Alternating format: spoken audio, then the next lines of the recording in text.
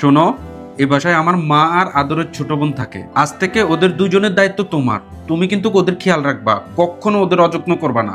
জি আচ্ছা। তুমি কি রান্না করতেছো আজকে? ডাল রান্না করতেছি আর সাথে একটা সবজি। না, তুমি আজকে এগুলো রান্না করো না। বৃষ্টি পড়তেছে তো, বৃষ্টির দিনে আম্মু খিচুড়ি খেতে অনেক পছন্দ করে।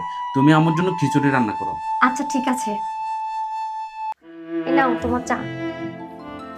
আচ্ছা, শুনলাম আম্মু নাকি মাথা ব্যথা করতেছে, তুমি কি মাথা টিপে দিয়েছিলা? কই, আমি তো শুনি নাই। খেয়াল রাখবে না তুমি এগুলা? আচ্ছা যাও, এই মোপটা নিয়ে আম্মুর মাথা লাগা দিয়ে আসো, যাও। আচ্ছা।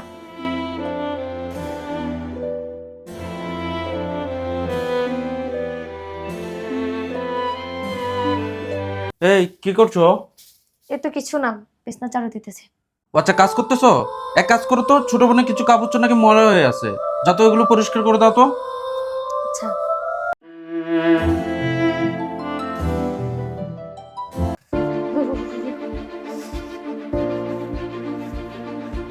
এই মানহা, কি হয়েছে তোমার?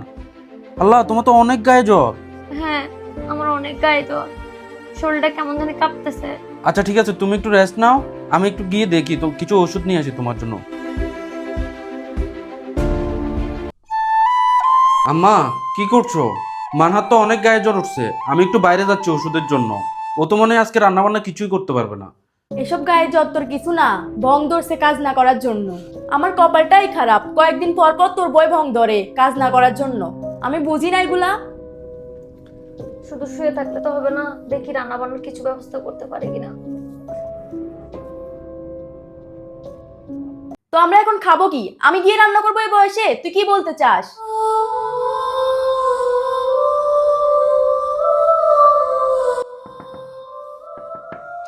বোন, একটু দরজাটা খুল, তোর সাথে একটু কথা আছে। কি রে, এত ডাকাডাকি করতেছিস কেন? এ তোর ভাবি অনেক অসুস্থ তো, তুই একটু কষ্ট করে, তোর ভাবি কিছু কাপড় চোপড় আছে নোংরা হয়ে রয়েছে, এগুলো একটু ধুয়ে দে তো, যা। কি? আমি তোর বইয়ের জামা কাপড় ধোবো? কি বলছস তুই এটা? তুই কি বিয়ে করছস তোর বইয়ের জামা কাপড় ধোয়ানোর জন্য আমাকে দিয়ে? পারবো না আমি এসব করতে। তোর তো সাহস কম না? দাঁড়া, আমি এক্ষুনি গিয়ে সব আম্মুকে বলতেছি। না না থাক, আমারে বলেছি, তোর দোয়া লাগবে না।